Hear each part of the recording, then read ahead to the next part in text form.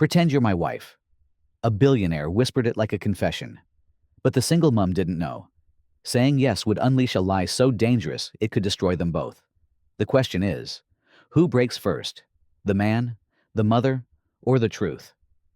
If this story already has you hooked, smash that subscribe button right now. Drop a comment telling me where you're watching from, because tomorrow I'm dropping another story that'll blow your mind. Don't just watch, grow with this channel from day one. Manhattan, 6:47 a.m. The penthouse overlooked a city that never slept, though Alexander Hayes often wished it would. Standing 43 floors above the chaos, dressed in a Tom Ford suit that cost more than most people's monthly rent, he should have felt like he owned the world. Instead, he felt like he was suffocating in it. His phone buzzed against the Italian marble countertop. Another text from his assistant, Miranda. Board meeting moved to 10 a.m. Your father's condition is stable. The charity gala is tonight. They're expecting you and Mrs. Hayes. Mrs. Hayes. The wife that existed only in the carefully crafted lies he'd been telling his dying father for the past 6 months. The woman who was supposedly too busy with her humanitarian work in Africa to visit the hospital, but who'd be there for every important social function. The perfect fiction that kept his father's stress levels low while treatments slowly failed. Alexander set down his untouched coffee, his third cup, though he'd managed only sips from each. His hands weren't steady enough for more. In 3 hours, he'd sit beside his father's bed and continue the elaborate charade. Tonight, he'd stand alone at a gala where everyone would ask about his mysterious wife, and he'd manufacture another excuse while dying inside. The city stretched endlessly below him, millions of people starting their day, and he'd never felt more alone. Brooklyn, 6:52 a.m. Zara Williams was already on her second cup of coffee, but hers was gas station quality, in a chipped mug that read, "World's Best Mom." A Mother's Day gift from her 8-year-old daughter, Kenya, who'd saved up her allowance for 3 months to buy it. "Mama, you forgot to pack my granola bars," Kenya called from the kitchen table, where she sat with her homework spread out, trying to finish math problems while eating cereal. "Check the front pocket of your backpack, baby girl," Zara called back, simultaneously braiding her own hair, checking her work schedule on her phone, and trying to remember if she'd paid the electricity bill. This was her morning dance, a choreographed chaos that she'd perfected over 8 years of single motherhood. She caught her reflection in the bathroom mirror and paused. At 29, she still looked young, but there were lines around her eyes that hadn't been there 2 years ago. Working 3 jobs did that to a person. Mornings at the hotel restaurant, afternoons at the daycare center, evenings cleaning offices. It was exhausting, but it was also survival. And Zara Williams was nothing if not a survivor. "Mama, are you sad?" Kenya appeared in the doorway, backpack slung over one shoulder, concern creasing her small brow. Zara smiled, not the tired smile she wore for customers and bosses, but the real one she reserved only for her daughter. "Not when I'm looking at you, sunshine." "Why would you ask that?" "You get this look sometimes, like you're thinking really hard about something that makes you worried." "Smart girl. Too smart sometimes." Zara knelt down to Kenya's eye level, smoothing down a rebellious curl. "You know what I'm thinking about? I'm thinking about how proud I am of you finishing your homework before school, and how tonight we're going to make those chocolate chip cookies we talked about." Kenya's face lit up. "Really? Even though you have to work tonight?" "I switched with Maria. Tonight is just us, okay?" The lie came easily. She hadn't switched with anyone. She'd simply decided they needed one evening together more than she needed the $47 she'd make cleaning the downtown office building. Tomorrow, she'd figure out how to make up the difference. Tomorrow, she'd worry about the bills. After dropping Kenya at school, Zara took 2 buses to reach the Manhattan Meridian Hotel, where she'd worked the breakfast shift for 18 months. It was a good job, as jobs went. Better tips than most restaurants, and the management mostly left her alone as long as she was professional and efficient. She was both. Zara had learned early that being exceptional at her job was the only way to ensure job security when you had no safety net. No family money, no husband's income, no college degree to fall back on. Just her work ethic, and the fierce determination to give Kenya everything she'd never had. Manhattan Meridian Hotel, 7:15 a.m. The breakfast shift was usually predictable. Business travelers grabbing coffee and bagels. Hotel guests nursing hangovers with overpriced orange juice. The occasional tourist couple planning their day over Eggs Benedict. Zara moved through her section with practiced efficiency, refilling coffee cups and clearing tables with minimal fuss. She noticed him immediately, not because he was handsome, though he was, in that polished, expensive way that money could buy. She noticed him because he looked utterly lost. He sat at table 12, her section, staring at his phone like it held the answers to questions he was afraid to ask. His coffee had gone cold, untouched, and he'd been there for almost an hour. Rich men weren't unusual at the Meridian. What was unusual was the vulnerability she saw in his posture. The way his shoulders curved inward, like he was protecting himself from something. The way he kept checking his watch, but made no move to leave. Zara approached with fresh coffee and her professional smile. "Can I warm that up for you, sir?" He looked up, and she saw it immediately. The kind of exhaustion that sleep couldn't fix. The kind of pain that money couldn't heal. "Thank you," he said quietly, though she noticed he didn't actually drink the new coffee either. As the morning wore on, she found herself checking on table 12 more often than necessary. He ordered nothing except coffee he didn't drink. Took 3 phone calls that seemed to drain him further with each conversation. Twice, she saw him start to write something on his phone, then delete it without sending. By 10:30, the breakfast rush had died down, and he was one of only 4 customers left in her section. Zara had been debating whether to ask if he was okay. It wasn't really her place, but something about his stillness worried her. That's when his phone rang again. She couldn't help but overhear his side of the conversation as she cleaned nearby tables. "No, Miranda, I can't keep making excuses. I know what I said about tonight, but no, she can't suddenly recover from malaria in time for a gala. Because that's not how malaria works. I'll figure something out." He hung up and put his head in his hands. That's when Zara made a decision that would change both their lives. She approached table 12 with a fresh napkin and the kind of gentle directness she used when Kenya was upset, but trying to hide it. "Sir, I don't mean to intrude, but you've been here for over 3 hours. And you look like you might need to talk to someone. I'm a good listener, if you need one." He looked up at her, really looked at her for the first time. She saw him take in her uniform, her name tag, the professional kindness in her expression. For a moment, she thought he'd dismiss her with polite thanks and a generous tip. Instead, he said something she'd never forget. "What would you say if I told you I needed someone to pretend to be my wife?" The question hung in the air between them like smoke from a fire neither of them had meant to light. Zara blinked, certain she'd misheard him.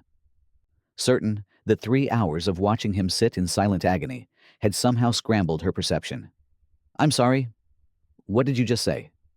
Alexander Hayes, though she didn't know his name yet, looked as shocked as she felt. The words had escaped before he could stop them, torn from some desperate place he'd kept locked away for months.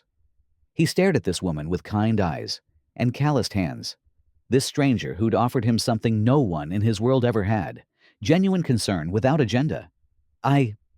He started to backtrack, to laugh it off as a joke in poor taste. But something in her expression stopped him. Not judgment, not mockery, just attention. Real, focused, human attention. "I'm sorry, that was inappropriate. I should—" "Wait." Zara set down her coffee pot on his table and slid into the chair across from him. Her shift supervisor would have a fit if he saw her sitting with a customer, but something told her this moment was more important than her job security. "You asked me a question. The least you can do is explain what you meant by it." He studied her face, searching for signs of calculation, for the glint of opportunity that entered most people's eyes when they sensed his wealth. He found none of it. Just a tired woman who'd chosen compassion over self-preservation. And somehow that made everything worse and better simultaneously. "My father is dying." The words came out in a rush, like air escaping a punctured tire. "Pancreatic cancer, stage 4. He has maybe 2 months, probably less." Zara's expression softened immediately. "I'm so sorry. He's been asking about my wife for the past year." wanting to meet her, wanting to know why she never visits, why she can't come to family dinners or hospital visits. Alexander's laugh was hollow, brittle. The thing is, there is no wife. There never has been. I made her up during one of his treatments because he kept worrying about me being alone. And the stress was making his condition worse. So you created a fictional wife. I created the perfect fictional wife. Brilliant, beautiful, compassionate. A doctor who does humanitarian work in developing countries, which explains why she's never around. I named her Elizabeth. I've been building her life story for months. He pulled out his phone, showed her a photo of a stunning woman with dark hair and intelligent eyes. Stock photo from a medical journal. I've told him so much about her that sometimes I almost believe she's real. Zara stared at the photo, then back at him. But she's not. She's not. And tonight, I have to attend the Metropolitan Children's Hospital Charity Gala. My company is the primary sponsor. It's the kind of event where Elizabeth Hayes would absolutely be expected to appear. My father will be watching the society pages tomorrow, looking for photos of us together. Alexander's voice cracked slightly. I can't keep disappointing him. He's dying, and he just wants to see me happy. He wants to believe I'm not going to be alone. The weight of his confession settled between them.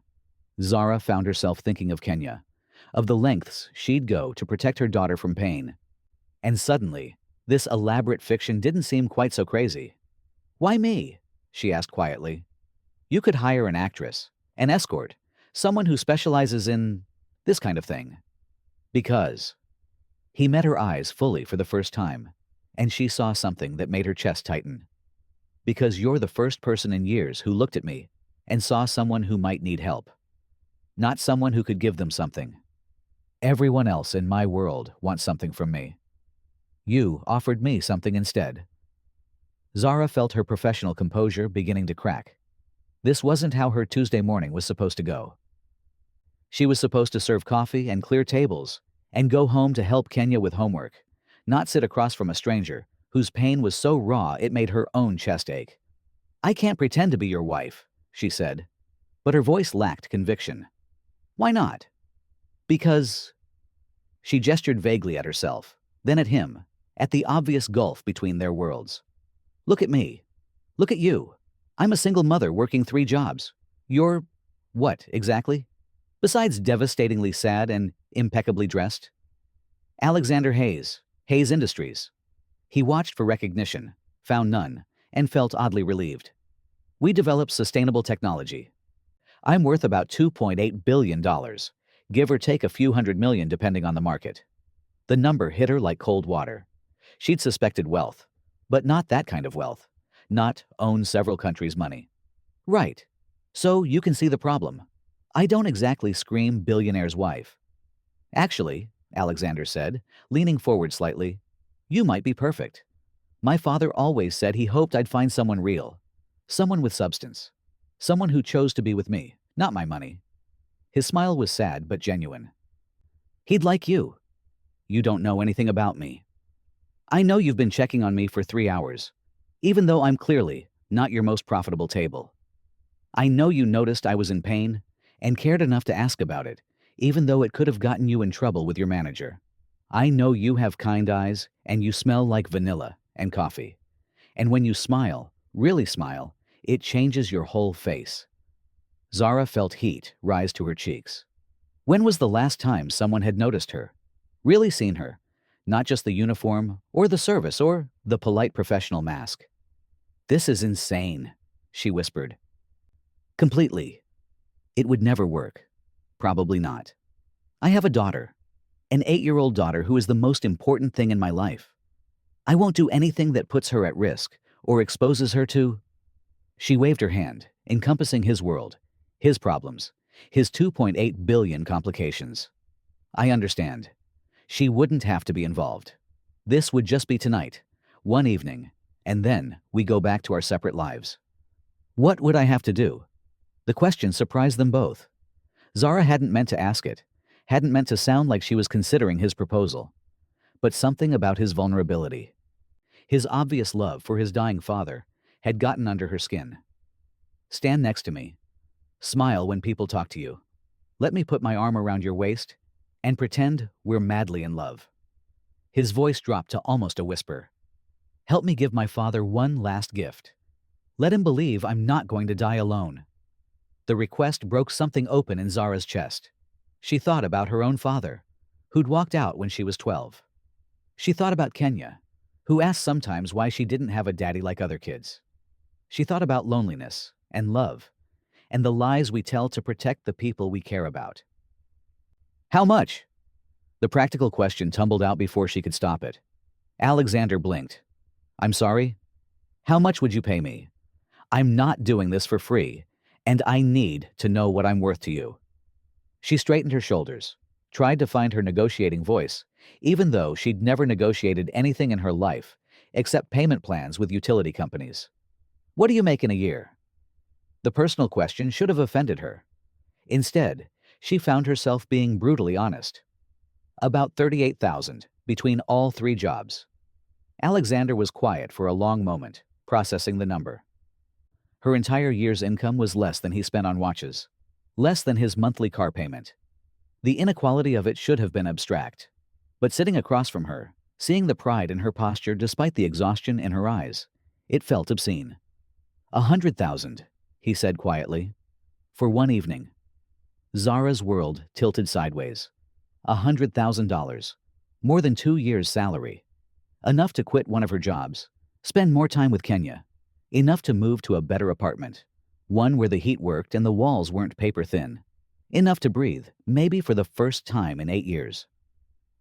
"That's too much," she said automatically. "That's what it's worth to me." They stared at each other across the small table, both aware that they were standing at the edge of something that would change everything. The breakfast crowd had thinned to nothing. Her manager was probably wondering where she'd disappeared to. In the distance, the city hummed with its usual Tuesday chaos, oblivious to the fact that 2 strangers were about to make a decision that would shatter both their carefully constructed worlds. "I need to think about it," Zara said finally. "Of course, but I need to know by 3 o'clock. The gala starts at 7. And if you say yes, we'll need to—" He gestured vaguely. "Prepare." "Prepare how?" "Clothes, hair, makeup, story. We'd need to know basic details about each other, enough to be convincing." Alexander pulled out his business card, wrote his personal cell number on the back. "Call me either way, please." Zara took the card, her fingers brushing his briefly. He had soft hands, she noticed. Hands that had never been chapped from constant washing, or cut from broken glasses, or stained from cleaning chemicals. "Alexander," she said, testing his name. "Yes. What happens after tonight?" "When the photos run in the society pages, and your father sees them, and wants to meet Elizabeth properly." Alexander's face fell. "I don't know. I haven't thought past getting through tonight." That, more than anything else, convinced her he was telling the truth. A con man would have had all the angles covered. This was just a desperate son who loved his dying father enough to build an elaborate fiction, and who was now in over his head. "I have to get back to work," she said, standing. "Zara." He'd read her name tag, finally. "Thank you. For listening, I mean. Even if you say no." She walked away without answering. But Alexander noticed she kept his card. Zara made it exactly 6 tables before her hands started shaking. She stood in the hotel's employee restroom, staring at Alexander Hayes's business card, like it might spontaneously combust. The expensive cardstock felt foreign between her fingers, heavier than anything in her world, embossed with gold lettering that probably cost more than her weekly grocery budget. Hayes Industries. Alexander Hayes, CEO. $100,000. For one night of pretending to love a stranger. "This is insane," she whispered to her reflection. Her face looked pale under the harsh fluorescent lighting. Her eyes too wide. Completely, absolutely insane. But even as she said it, her mind was already calculating. Rent for 8 months. Kenya's school clothes for the next 2 years. The orthodontist appointment she'd been putting off. The college fund she'd dreamed about starting, but never had the money to begin. Her phone buzzed. A text from Kenya's school. Reminder, field trip payment of $45 due Friday. $45. Such a small amount. But Zara had been dreading this text for a week. It meant choosing between the field trip and groceries, or working an extra shift and missing Kenya's soccer game on Saturday. She shoved the card into her uniform pocket and returned to work. But concentration was impossible. Every customer became a reminder of the choice she was facing. The businessman who left a generous tip, $5 that would have thrilled her an hour ago, but now seemed laughably small. The young couple sharing a romantic breakfast, so obviously in love, it made her chest ache with loneliness she usually kept buried. By lunch break, she'd convinced herself it was a scam.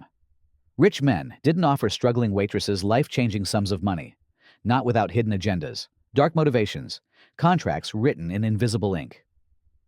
She'd heard enough cautionary tales from other women in the service industry to know better. But then, she remembered his eyes. The raw vulnerability when he spoke about his father. The way his voice cracked on the word alone. Maybe some lies were worth telling. Maybe some deceptions were acts of love.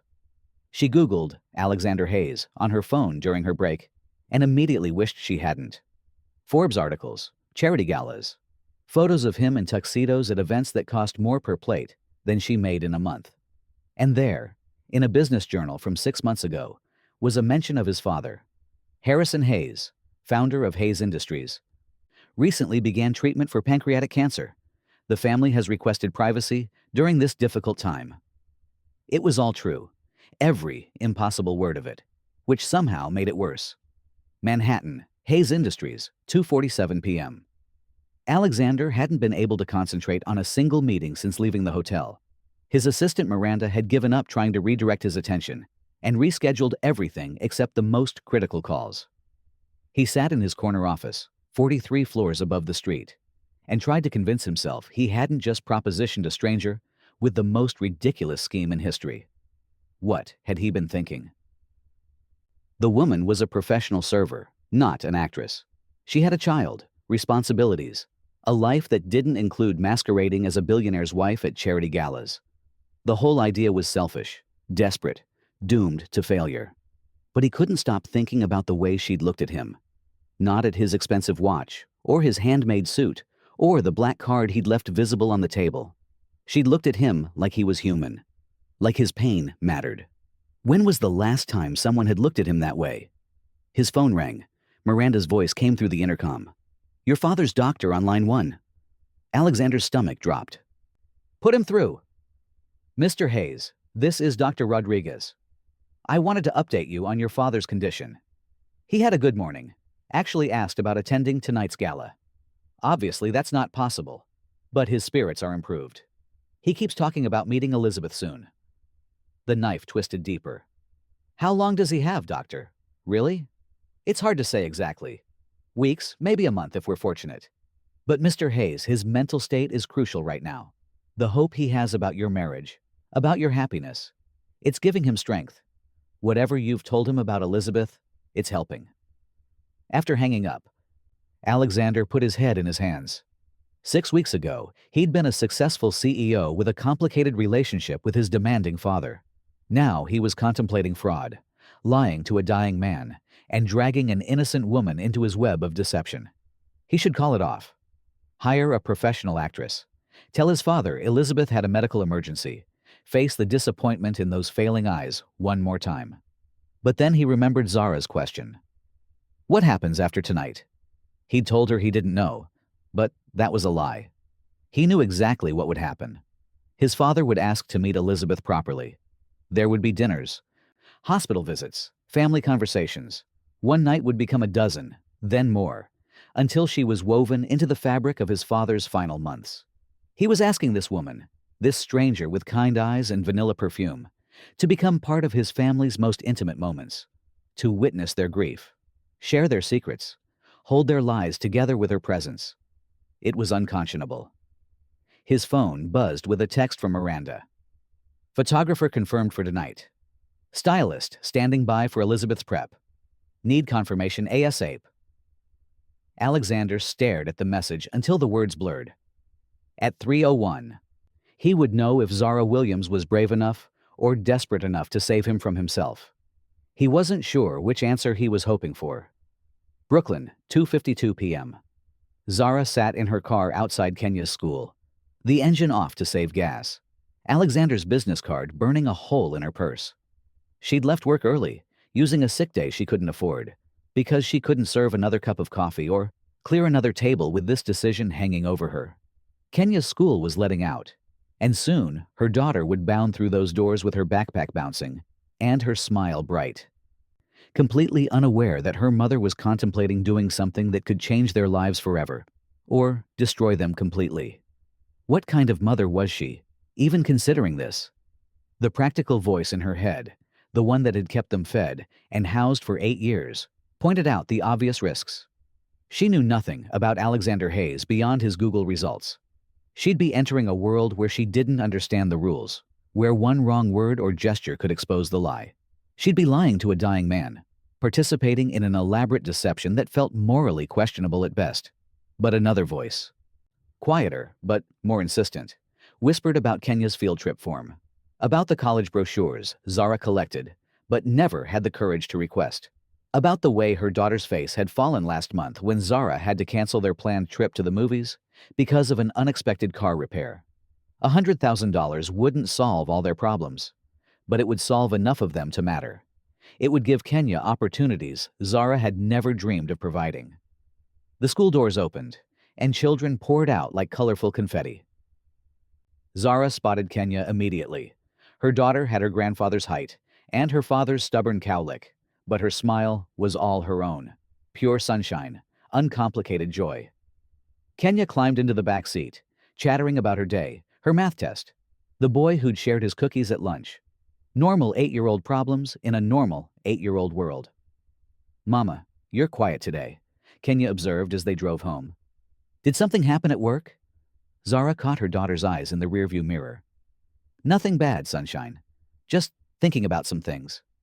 What kind of things? How could she explain? How could she tell an 8-year-old that sometimes life presented you with impossible choices wrapped in beautiful packages? That sometimes the right thing and the smart thing pointed in opposite directions? Grown-up things. Nothing for you to worry about. But as they pulled into their apartment complex, paint peeling, playground equipment broken, too many families packed into too little space, Zara felt the weight of her choice pressing down like a physical force. Her phone showed 2:59. Kenya was already out of the car, racing toward their building. Zara sat behind the wheel, Alexander's card in one hand, her phone in the other. At exactly 3, she dialed his number. He answered on the first ring, as if he'd been waiting. "Zara?" "I'll do it," she said before she could change her mind. "But I have conditions." The silence stretched so long she wondered if the call had dropped. "Alexander? Are you there?" "I'm here." His voice was rough, with something that might have been relief or terror. "What are your conditions?" "First, this is one night only. After the gala, we never see each other again. Second, my daughter doesn't know anything about this. As far as she's concerned, I'm working a catering event. Third, if anything goes wrong, if anyone figures out we're not really married, if this blows up in any way, you take full responsibility. I won't have my name or my daughter's name dragged through any kind of scandal." "Agreed. Anything else?" Zara took a deep breath. "I want half the money up front. Tonight, before the gala. Cash." "Done. Can you be at the Meridian by 4:30? There's a suite on the 20th floor. My stylist is waiting." "Your stylist?" "Zara, you're about to become Elizabeth Hayes for the evening. We need to make sure you look the part." The reality hit her then, fully and completely. In 4 hours, she would walk into a room full of Manhattan's elite, wearing clothes worth more than her car, pretending to be madly in love with a man she'd known for less than a day. "This is crazy," she whispered. "Completely," Alexander agreed. "See you at 4:30. The line went dead. Zara sat in her car, staring at her phone, wondering if she'd just made the best decision of her life or the worst mistake she could possibly make. Above her, Kenya was probably already starting her homework at their tiny kitchen table, humming the song she'd learned in music class, completely unaware that her mother had just agreed to lie for love and money. Both seemed equally dangerous. The elevator to the 20th floor of the Manhattan Meridian Felt like a rocket ship, carrying Zara to another planet. She'd changed into her one decent dress, a simple black number she'd bought for parent-teacher conferences, and her hands were still shaking as she checked the room number Alexander had texted her. Suite 2047. She knocked twice, her heart hammering against her ribs. Alexander opened the door, and for a moment, neither of them spoke. He'd changed from his morning suit into dark jeans and a white button-down, sleeves rolled up to his forearms. Somehow, this version of him, less polished, more human, was even more unsettling than the billionaire in the expensive suit. "Hi," he said, stepping back to let her in. "Hi." She entered cautiously, taking in the opulent suite. Floor-to-ceiling windows overlooked Central Park, and the furniture probably cost more than her annual rent. "This is where you live?" "No. I keep this suite for business situations. My actual home is in the village." He seemed as nervous as she felt. "Can I get you something? Water, coffee, wine?" "Water's fine." She needed to stay sharp. As Alexander moved to the kitchenette, Zara noticed a woman arranging clothes on the bed. Gorgeous gowns in jewel tones. Shoes that looked like they belonged in a museum. Jewelry that caught the afternoon light like captured stars. "Zara, this is Monica Chen, my stylist. Monica, this is Elizabeth." Monica looked up with professional assessment, her eyes cataloging Zara's height, build, coloring with the efficiency of someone who dressed celebrities for a living. "Lovely to meet you. Alexander's told me so much about you." The lie came so easily from Monica's lips that Zara almost believed it herself. This was how his world worked, she realized. Smooth deceptions delivered with perfect smiles. "Monica's worked with my family for years," Alexander explained, handing Zara a crystal glass of water. "She's completely discreet." "I have to be," Monica said with a wink. "The stories I could tell about Alexander's teenage years alone." "Please don't," Alexander said, but he was almost smiling. It was the first genuine expression Zara had seen from him, and it transformed his entire face. "Right, let's get started." Monica clapped her hands together. "Alexander, out, girl time." "Actually," Zara interrupted, "I think he should stay. We need to coordinate our stories." Monica raised an eyebrow, but nodded. "Fair enough, but no peeking while I work my magic." For the next hour, Zara found herself in a whirlwind of fabric and questions. Monica draped her in different gowns while Alexander sat across the room, occasionally looking up from his phone to offer opinions that revealed more about him than he probably intended. "Not the red," he said when Monica held up a stunning crimson gown. "Elizabeth doesn't like to be the center of attention." "How do you know what Elizabeth likes?" Monica asked pointedly. Alexander paused, his eyes meeting Zara's in the mirror. "She told me once. She prefers understated elegance." "The navy, then," Monica decided. "It brings out your eyes. And it says, confident, but not showy." As Monica worked on Zara's hair, Alexander began sharing details they'd need to know about each other. How they'd met, at a medical conference 2 years ago. Their first date, a quiet dinner in Little Italy. The proposal, private, romantic, nothing flashy. "People will ask about the wedding," Alexander said. "We eloped 6 months ago. Small ceremony in Tuscany, just family."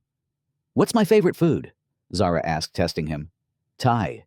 You're obsessed with this little place in Brooklyn that makes the best pad thai you've ever had." She blinked. "How did you—" "Lucky guess." "What's mine?" Zara studied his face, trying to read the man beneath the careful exterior. "Something your father taught you to make. Sunday mornings, when you were young." Alexander went very still. "Pancakes," he said quietly, "with blueberries from the farmer's market." The silence stretched between them, loaded with something neither wanted to acknowledge. Monica continued working on Zara's hair, pretending not to notice the sudden intimacy that had crept into the room. "Tell me about your father," Zara said softly. Alexander was quiet for so long, she thought he wouldn't answer. Then, "He's the strongest man I know, but he's scared." Really scared, maybe for the first time in his life. "He built an empire from nothing, survived the death of my mother when I was 12, raised me to be tough and smart and independent. But now he's facing something he can't control or negotiate with or throw money at. Is that why Elizabeth is so important to him?" When my mother died, he threw himself into work, into making sure I'd never want for anything material. But I think he regrets that we never talked about the important things. Love, relationships. What makes life worth living? Alexander's voice was barely above a whisper. Elizabeth represents hope to him. Proof that I won't make his mistakes. Zara felt her chest tighten. But you're not married. No, I've never even come close. Too busy building the company, too careful about people's motives, too much like him, probably. He looked directly at her. What about you? Was there ever a Mr. Williams? Kenya's father. The words came out more bitter than she'd intended. He left when I was 4 months pregnant. Said he wasn't ready to be a father, needed to find himself. Last I heard, he was still looking. I'm sorry. Don't be. Kenya and I are better off without him. But even as she said it, Zara wondered if that was entirely true. Better off financially? Probably not. Better off emotionally? Most days, yes. But there were moments. When Kenya asked about her daddy. When Zara had to miss school events because of work. When the loneliness felt like a physical weight. When she wasn't so sure. She sounds like an amazing kid. She is. She's funny and smart and kind. And she doesn't even know how extraordinary she is. Zara caught herself smiling in the mirror. She wants to be a veterinarian when she grows up. Says she's going to have a clinic where people can bring their pets, even if they can't pay. Like mother, like daughter. Their eyes met in the mirror again. And Zara felt something shift between them. This wasn't just about the money anymore, or the dying father, or even the elaborate charade they were about to perform. Somewhere in the space between his pancake confession and her Kenya stories, they'd started seeing each other as real people, which made everything infinitely more complicated. Okay, Monica announced, stepping back. I think we're ready for the reveal. Zara stood and turned toward the full-length mirror, and her reflection took her breath away. The navy gown hugged her curves perfectly, elegant without being ostentatious. Her hair was swept into a sophisticated updo that highlighted the graceful line of her neck. Diamond earrings, borrowed, but she didn't need to know that. Caught the light like stars. She looked like she belonged in Alexander's world. You're beautiful, Alexander said, and something in his voice made her look at him sharply. He was staring at her, like he'd forgotten she was supposed to be pretend. We need to practice, she said quickly, trying to break the spell. Practice what? Being married? Being in love. If we're going to convince people we're madly in love, we need to know how to act like it. Monica clapped her hands together. Oh, this should be fun. Alexander, go change into your tux. I want to see you two together. 20 minutes later, Alexander emerged from the bedroom in a perfectly tailored black tuxedo that made him look like he'd stepped off a movie screen. Zara's mouth went dry. Better? He asked. Much, Monica said approvingly. Now, let's see some chemistry. Alexander, put your arm around her waist. He moved behind Zara, his hand settling at the small of her back. She could feel his warmth through the silk of her dress, smell his cologne. Something expensive, but not overpowering. Closer, Monica directed. You're married. Not acquaintances at a networking event. Alexander's arm tightened around her waist, drawing her back against his chest. Zara's pulse spiked. Good. Now look at each other like you're in love. They turned toward each other, and Zara was struck by how close his face was to hers. She could see flecks of gold in his dark eyes, the faint scar above his left eyebrow, the way his lips curved slightly when he was concentrating. Better, Monica murmured. But it still looks staged. You need to find something real to connect with. Real like what? Zara asked, though she didn't look away from Alexander's eyes. Think about what you admire about each other. What made you fall in love? Zara found herself thinking about the vulnerability in Alexander's voice when he talked about his father, the way he'd noticed her checking on him all morning, his genuine concern for her daughter's safety, the pancake story that had revealed a softer side beneath his polished exterior. Alexander was thinking about her fierce protectiveness of Kenya, the kindness she'd shown a stranger in pain, the way she'd negotiated with quiet dignity instead of grasping greed, the strength it took to raise a child alone, to work 3 jobs and still find energy to worry about someone else's problems. Something shifted in the space between them. The pretend intimacy became something else entirely. Not real exactly, but not entirely false either. Perfect, Monica breathed. That's exactly what I was looking for. They stepped apart quickly, both breathing a little harder than they should have been. I think we're ready, Alexander said, checking his watch. The car will be here in 30 minutes. As Monica packed up her supplies, Zara found herself alone with Alexander for the first time since agreeing to this madness. Are you nervous? She asked. Terrified, he admitted. You? Same. She smoothed her hands over her dress. Alexander, what we just did, that wasn't entirely pretend, was it? He was quiet for a long moment. No, he said finally. I don't think it was. The admission hung between them, dangerous and electric. They were about to walk into a room full of New York's elite and pretend to be in love. But somewhere in the space of a few hours, the pretending had started to feel uncomfortably real. Outside, the sun was setting over Manhattan, painting the sky in shades of gold and pink. In 30 minutes, they would step into Alexander's world as husband and wife. And Zara had the unsettling feeling that by the end of the evening, neither of them would be the same person who'd started this journey. The question was whether that would save them or destroy them both. The Metropolitan Children's Hospital Gala was everything Zara had imagined, and nothing she could have prepared for. The grand ballroom at the plaza sparkled with crystal chandeliers and champagne glasses, filled with people who wore their wealth like expensive perfume, subtle but unmistakable. Alexander's hand rested at the small of her back as they moved through the crowd, and she was grateful for his steadying presence. Every person they passed seemed to know him, seemed curious about her, seemed to be cataloging every detail of their interaction. Alexander! A silver-haired woman in emerald silk appeared at their side. You must introduce me to your lovely wife. I'm Margaret Ashworth, from the hospital board. Margaret, this is Elizabeth, Alexander said smoothly, his thumb tracing a small circle against Zara's back, a gesture so natural it might have been unconscious. Darling, Margaret was instrumental in organizing tonight's event. It's wonderful to finally meet you, Margaret said, studying Zara with sharp eyes. Alexander's been so mysterious about you. We were starting to think you were a figment of his imagination.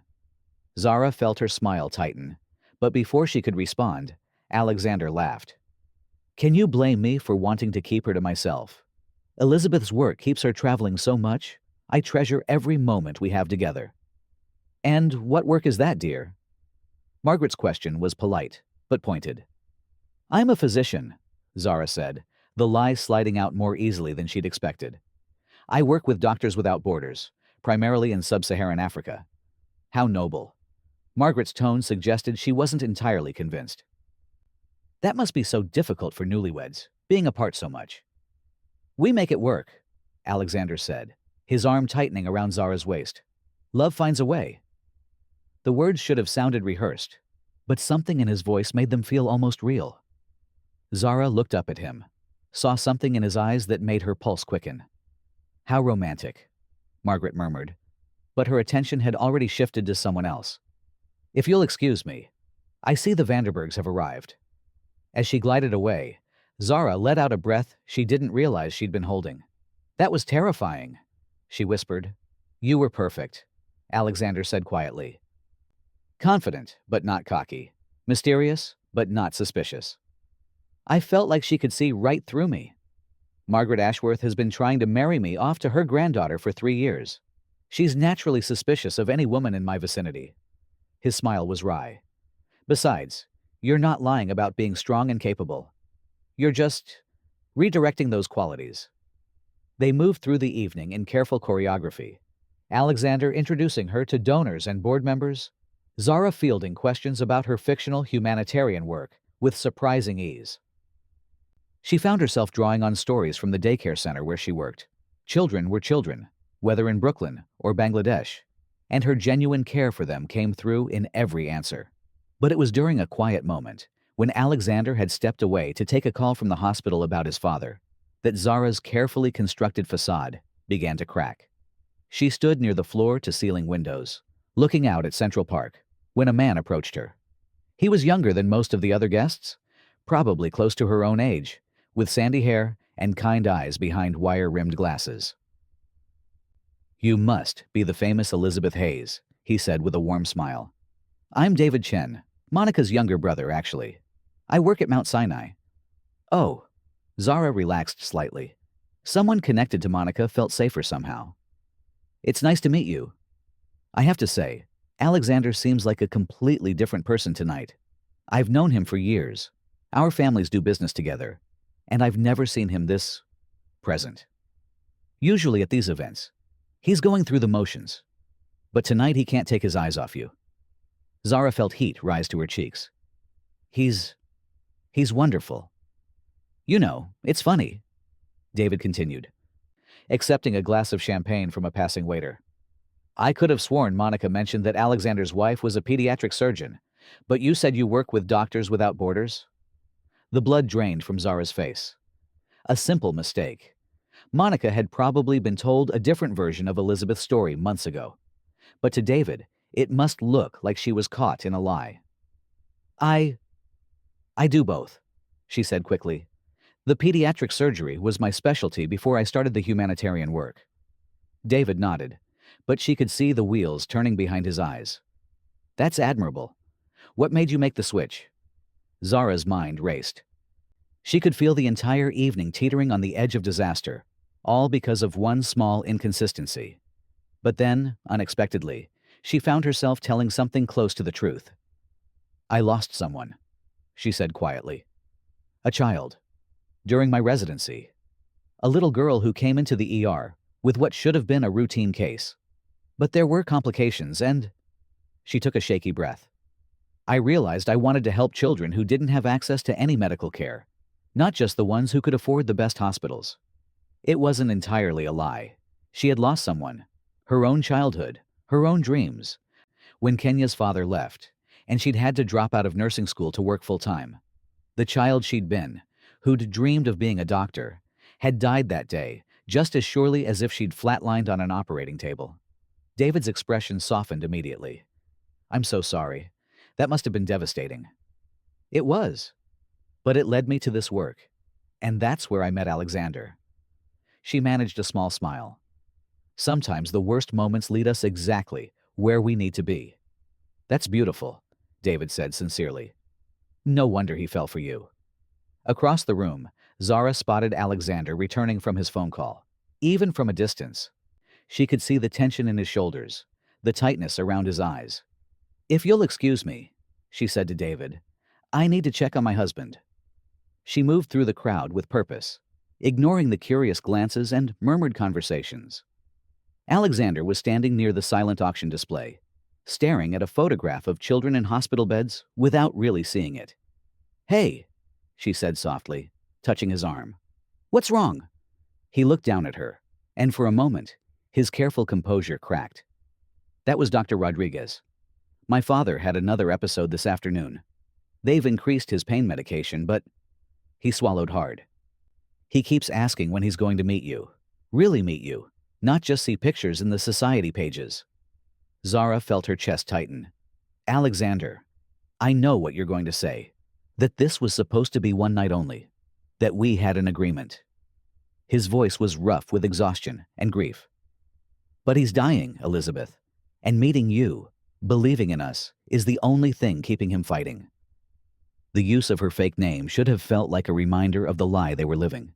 Instead, it felt intimate, like a secret they shared. "Tell me about her," Zara said quietly. "Who?" "Your mother. You mentioned she died when you were 12. But you never said how." Alexander was quiet for so long that Zara thought he wouldn't answer. When he finally spoke, his voice was barely audible above the party's din. "Car accident. Black ice on the FDR Drive, coming home from my school play. I was playing the lead in Peter Pan. She never missed a performance." His laugh was hollow. "She died because she loved me too much to let me down." "Alexander, that's not your fault. Isn't it? If I hadn't been in the play, if I hadn't needed her there—" He shook his head. My father threw himself into work after that. Built the company into an empire. Made sure I'd never want for anything material. But we never talked about her. Never talked about loss, or love, or what it means to build a life with someone. Is that why Elizabeth matters so much to him? He doesn't want me to end up alone like he did. These past few months talking about you, about us, it's the first time he's opened up about missing my mother. About regret. About hope. Alexander's eyes met hers. You saved us both, you know, even if you didn't mean to. Zara felt tears prick her eyes. This wasn't part of their deal.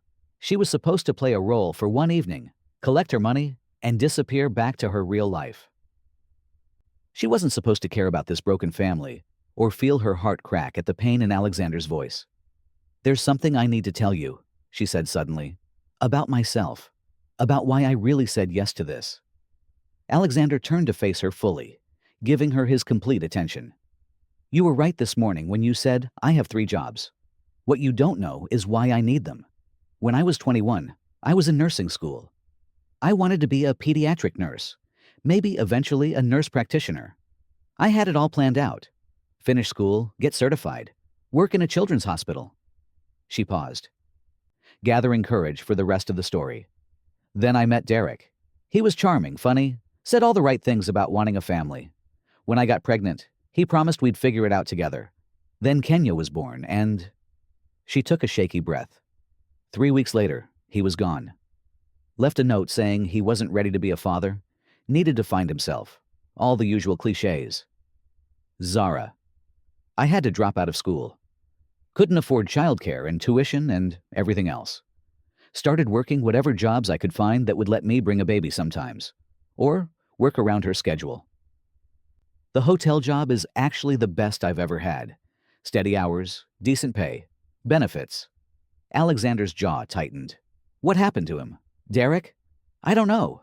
I don't want to know. Kenya asks about her father sometimes. But I tell her that some people aren't ready for love. And that's their loss, not ours. She's lucky to have you. I hope so. I try to be enough for her, but there are times when I wonder if I'm failing her. When she needs help with math homework, and I'm working. When other kids have both parents at school events, and it's just me. When I have to tell her we can't afford something she wants, not because it's expensive, but because $45 for a field trip might mean we eat peanut butter sandwiches for a week. The confession hung between them, raw and honest in a way that cut through all their careful pretenses. Is that why you said yes? The money. Partly, but also... She looked up at him. This man who'd shared his deepest pain with a stranger, who loved his father enough to build elaborate fictions rather than disappoint him. You reminded me of what it feels like to want to protect someone you love, no matter what it costs you. Alexander reached out, his fingers tracing the line of her jaw with infinite gentleness. You're not failing her. You know. You're showing her what strength looks like, what love looks like. Even when I'm lying to dying men for money? Especially then. Because you're not really lying, are you? You are caring for children who need help. You are making sacrifices to heal others. The only difference is geography. Around them, the gala continued in a swirl of designer gowns and meaningful donations. But Zara felt like they were alone in their own private world of shared truths and mutual understanding. This is dangerous, she whispered. What is? This. Us. The way you're looking at me right now. Alexander's thumb brushed across her cheekbone. How am I looking at you? Like I'm real. Like Elizabeth isn't just a character we created. Maybe she's not, he said softly. Maybe Elizabeth is who you've always been, and Zara is just the name you've been wearing while you waited for the right moment to become yourself. Before she could respond, a flash went off nearby. Then, another. Zara turned to see a photographer capturing their intimate moment, their bodies close together, his hand on her face, both of them looking at each other like the rest of the world had disappeared. Mr. and Mrs. Hayes, the photographer called out, would you mind a few more shots for the society pages? Our readers love a good love story. They posed for several more photos, but the spell had been broken, or maybe intensified. As they smiled for the camera, Alexander's hand at her waist, and her body curved into his. Zara realized that something fundamental had shifted. They were no longer pretending to be in love. They were falling in love while pretending it wasn't real. And that was the most dangerous game of all. The gala wound down in a haze of successful fundraising announcements and champagne toasts. But Zara barely noticed. She and Alexander had retreated to a quieter corner of the ballroom, where floor-to-ceiling windows overlooked the glittering cityscape and somehow ended up in a conversation that had nothing to do with their elaborate charade and everything to do with who they really were. "Tell me something about Kenya that would make me smile," Alexander said, loosening his bow tie slightly. The formal event was nearly over, but neither seemed eager to break the spell of the evening. Zara's face lit up immediately. "Last week, she decided she was going to teach our neighbor's cat how to read. She spent 3 hours sitting on the apartment building steps, holding up picture books and making serious commentary about vowel sounds, while this ancient tabby just stared at her, like she'd lost her mind. Did it work? The cat learned to come running whenever Kenya sat down with a book. But I think that was more about the treats she was sneaking from the kitchen than any sudden literacy breakthrough." Zara laughed softly. She was so proud, though. Announced to her entire second-grade class that she was going to be a veterinarian teacher librarian when she grows up. That's oddly specific. Kenya doesn't believe in limiting her options. She wants to save animals, educate children, and make sure everyone has access to good books. When I asked her how she was going to fit all that into one job, she looked at me like I was being ridiculous and said, "Mama, that's what Saturdays are for." Alexander's smile was genuine, transforming his entire face. "She sounds incredible." "She is. She's everything I never dared to hope I could be. Confident, optimistic, absolutely certain the world is full of possibilities." Zara's voice grew softer. "Sometimes I worry that I'm holding her back, that my limitations will become her limitations." "I don't think that's possible." Alexander turned to face her fully. "You're raising a daughter who believes she can be anything she wants to be. Do you know how rare that is? How powerful? You sound like you speak from experience." Alexander was quiet for a moment, his gaze drifting out to the city lights. "After my mother died, my father meant well, but he was so focused on making sure I was financially secure that he never talked about dreams. Only practical things. Safe investments, reliable returns, calculated risks." He paused. "I don't think I've had an impractical dream since I was 12 years old. What was your last one?" "Your last impractical dream?" "I wanted to be a marine biologist." The admission came out with a self-deprecating laugh. "I was obsessed with whales, had every documentary memorized, spent hours at the aquarium. My mother used to joke that I knew more about humpback migration patterns than most researchers. What happened? Reality. Math. The understanding that marine biology doesn't pay for boarding school or Ivy League tuition, or the kind of stability my father wanted me to have." Alexander's voice grew distant. "He wasn't wrong, exactly. Hayes Industries has given me security, influence, the ability to make a difference through philanthropy. But sometimes I wonder what would have happened if I'd chosen passion over practicality." Zara studied his profile in the soft light from the chandeliers. "It's not too late, you know, to have impractical dreams again. Isn't it? I'm 34, Zara. I run a multi-billion-dollar company.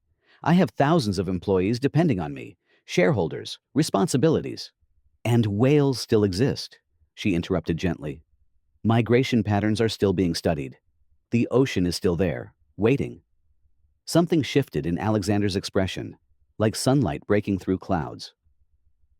"When did you become so wise? Single motherhood is excellent training in creative problem-solving and stubborn optimism." She smiled. "Kenya asks me at least once a week when I'm going back to school to become a nurse. She's 8, and she's already figured out that dreams don't have expiration dates." "Is that what you want? To go back to nursing?" "Sometimes I think about it. But then I remember how expensive school is. How much time it would take away from Kenya. How risky it would be to give up steady income for the possibility of something better." Zara shook her head. "It's easy to talk about following dreams when you don't have someone else depending on you. But you do it anyway. Follow dreams, I mean. Maybe not your own, but You're making sure Kenya can follow hers. That's different. Is it? You're working 3 jobs so she can believe in possibilities. You're sacrificing your present so she can have a future. That's not giving up on dreams. That's the most beautiful kind of dreaming there is. Tears pricked Zara's eyes. When was the last time someone had seen her choices as brave, rather than simply necessary? Your father would be proud of you, you know, she said quietly. Not because you built an empire, but because you love him enough to create elaborate fictions just to keep him from worrying about you. Even though it's all a lie? Is it? You're here tonight, raising money for sick children. You spend your wealth on causes that matter. You're kind to strangers and loyal to family, and willing to show vulnerability when it counts. She touched his arm gently. The only lie is that you need someone else to make you worthy of love. You already are. Alexander covered her hand with his, and the simple contact sent electricity racing up her arm. Can I tell you something that might sound crazy? He said. After tonight, I think we're well past worrying about crazy. This is the best evening I've had in years, maybe ever. His thumb traced small circles on her knuckles. I keep forgetting we're supposed to be acting. Alexander, I know what this is, what it isn't, what it can't be. But for tonight, can we pretend it's real? Not for the photographers, or the society pages, or my father, but for us. The question hung between them, dangerous and tempting. Zara knew she should say no, should remind them both of their agreement, should protect her heart from hoping for something that couldn't last past midnight. Instead, she said, what would that look like? Pretending it's real. Dance with me. He stood, offering her his hand. Not because Elizabeth Hayes would dance with her husband at a charity gala, but because I want to hold you, and you might want to be held. The band was playing something slow and romantic, and couples had begun swaying together on the small dance floor. Zara looked at Alexander's outstretched hand. Strong, slightly scarred from some childhood accident, completely steady despite everything they'd shared tonight. She took it. He led her onto the dance floor and pulled her into his arms with a gentleness that made her chest ache. One hand settled at the small of her back. The other cradled her fingers against his chest, and suddenly the rest of the world faded away. They moved together like they'd done this 1,000 times before, her body fitting perfectly against his, their steps synchronized without thought or effort. Zara could feel his heartbeat through his shirt, steady and strong, and she found herself memorizing the moment. The weight of his hand on her back, the scent of his cologne, the way he hummed along softly to the music. What are you thinking about? He asked, his voice low and intimate. How different tonight turned out from what I expected. She looked up at him, seeing her own confusion and longing reflected in his eyes. This morning, I was serving you coffee and worrying about rent money. Now I'm wearing a dress that costs more than my car, dancing with a billionaire who quotes whale migration patterns and makes his dying father's happiness more important than his own comfort. This morning, I was a man so desperate and alone, I asked a stranger to pretend to love me. Now I'm dancing with someone who sees the best in everyone, who raises daughters to believe they can save the world, who makes me remember what it felt like to have dreams bigger than profit margins. We're in trouble, aren't we? Alexander's arm tightened around her waist. The deepest kind. The song shifted to something even slower, more romantic, and they gravitated closer together. Zara's free hand found its way to his shoulder, her fingers playing with the soft hair at the nape of his neck. She felt his sharp intake of breath, the way his grip on her hand tightened. Zara, he whispered, her real name sounding like a prayer. I know, she whispered back. I know this is temporary. I know tomorrow we go back to our separate lives and pretend tonight never happened. But right now, nothing else exists, he finished. They continued swaying even after the song ended, reluctant to break the spell. Other couples moved around them, but they might as well have been alone in the universe. I need to ask you something, Alexander said finally. Okay. My father, when he's stronger, he's going to want to meet you properly. Have dinner, spend time together, get to know the woman who supposedly stole his son's heart. He paused. I know it wasn't part of our original agreement. Yes, Zara said before he could finish. Yes what? Yes. I'll meet your father. Have dinner. Pretend to be Elizabeth for as long as he needs me to. She looked up at him, her heart hammering against her ribs. Not for the money. Not because of any obligation. But because tonight showed me something I didn't expect. What's that? That some people are worth breaking all your own rules for. Alexander stopped moving entirely, his eyes searching her face. Zara, I know it's crazy. I know we barely know each other.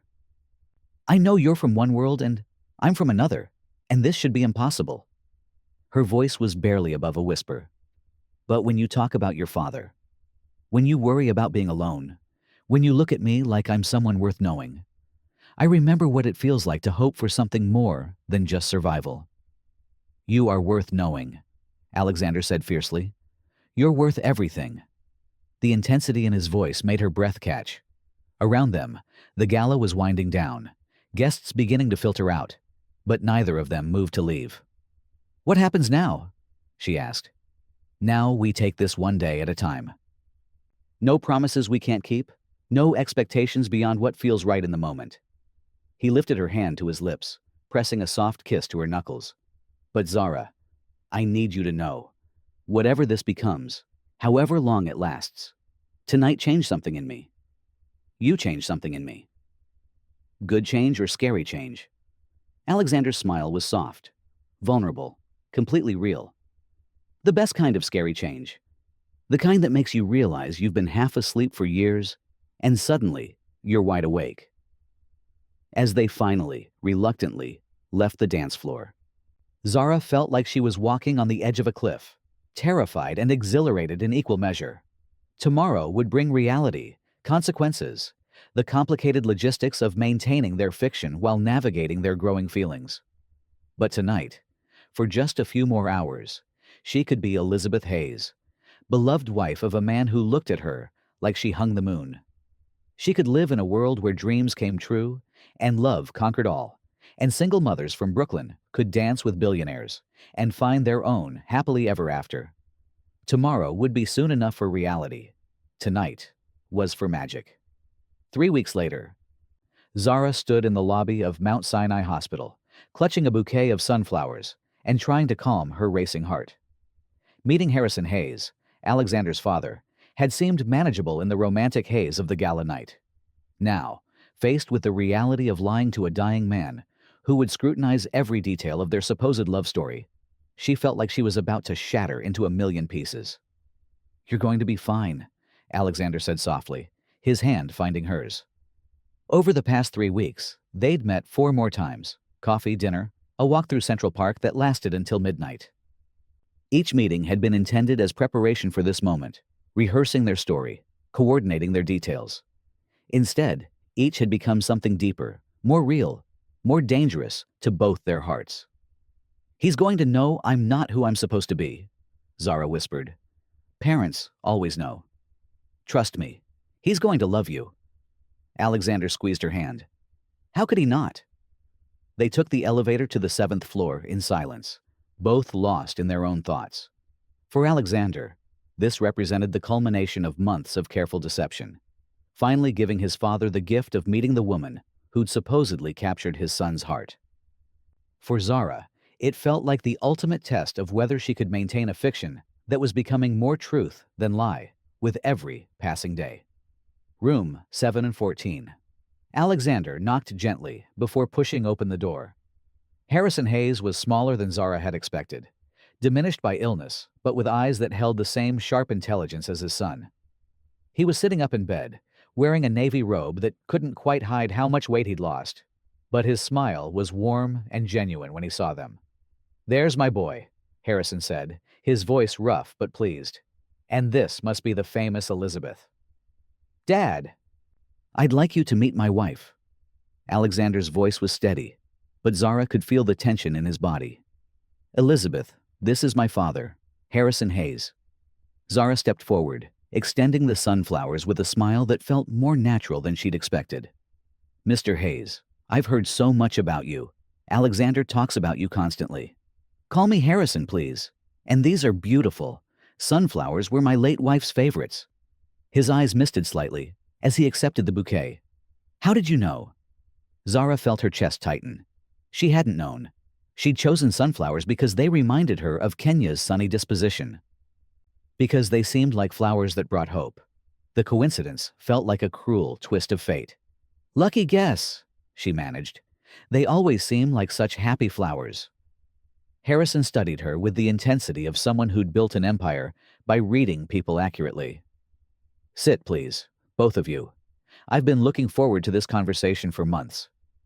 They settled into the chairs beside his bed, Alexander's hand finding Zara's automatically, a gesture that had become second nature over their weeks of careful courtship.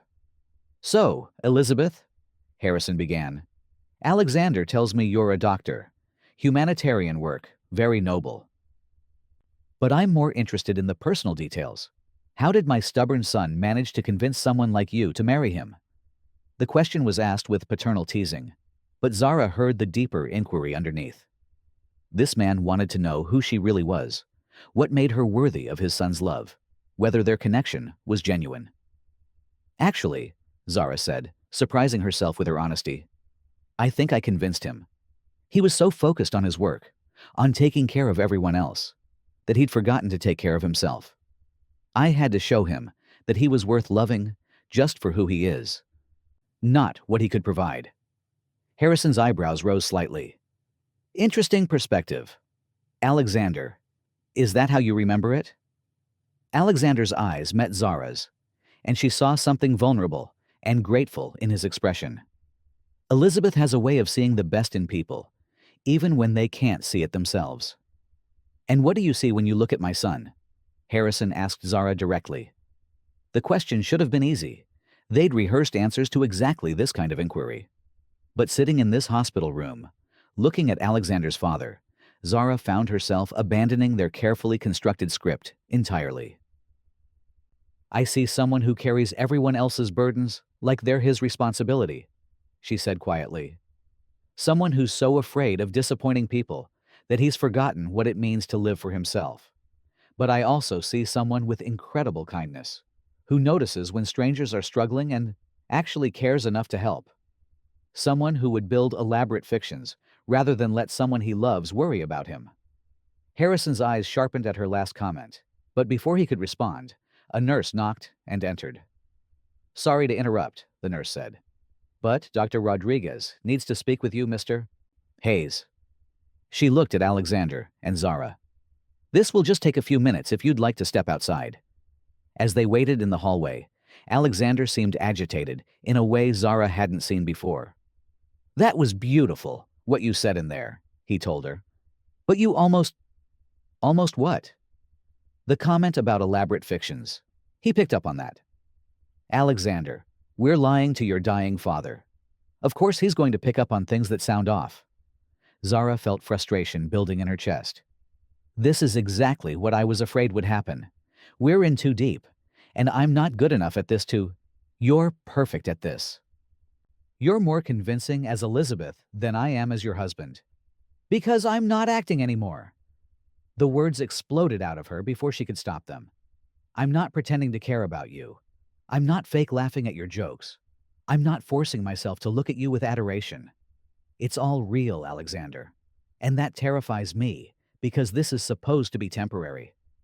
Alexander stared at her, his face going through a series of expressions. Surprise, hope, fear, something that looked like relief. Zara, don't say whatever you're about to say, because we both know this ends badly. I go back to my 3 jobs, and you go back to your billion-dollar company, and your father gets better, or he doesn't. But either way, Elizabeth Hayes disappears, and I'm just the woman who was desperate enough to lie for money. That's not what this is anymore, isn't it? What happens when your father wants to meet Kenya? When he wants to visit our home, see our life together? When he asks why Elizabeth doesn't have any family photos, any personal history that checks out under real scrutiny? Zara's voice was rising, and she forced herself to lower it. This was supposed to be one night, Alexander. One night. And now we're planning Sunday dinners and holiday gatherings, and I'm falling in love with a man who's paying me to pretend to be someone else. I haven't paid you anything beyond that first night.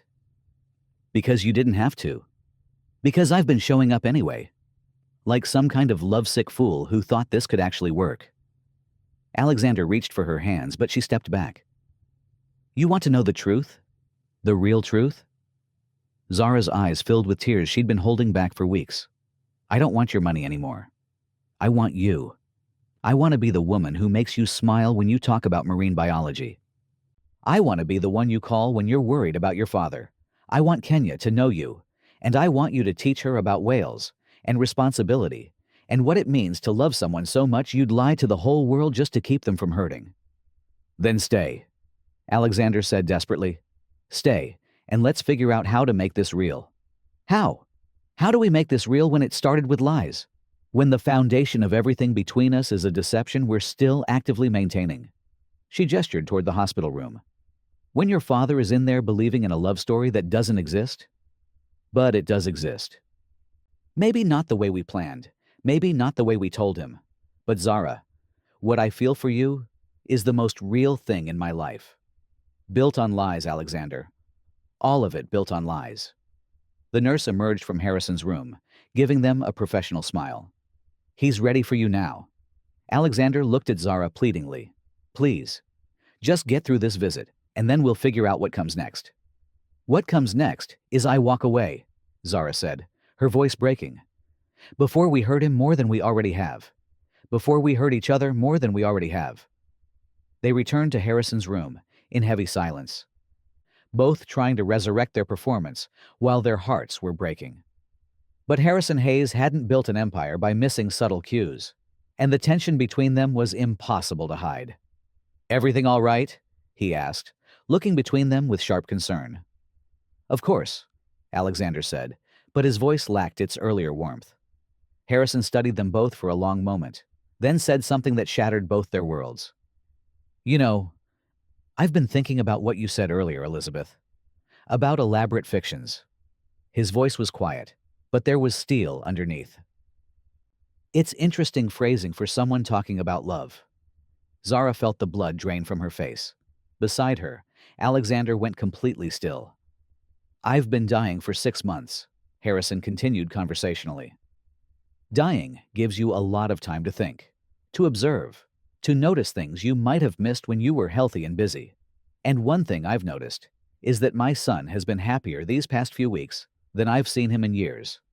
Genuinely, radiantly happy. Neither Alexander nor Zara spoke. They couldn't.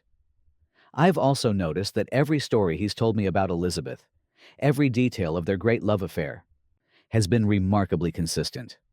Almost like it was rehearsed. Harrison's eyes moved between them. And I've noticed that you, Elizabeth, speak about my son like you've known him for weeks, not years. Like you're still figuring out who he is. The silence in the room was deafening. So, here's what I think, Harrison said, his voice growing stronger. I think my son hired you to pretend to be his wife because he didn't want me to worry about him being alone. I think you agreed because you needed money, or adventure, or maybe just because you have a kind heart.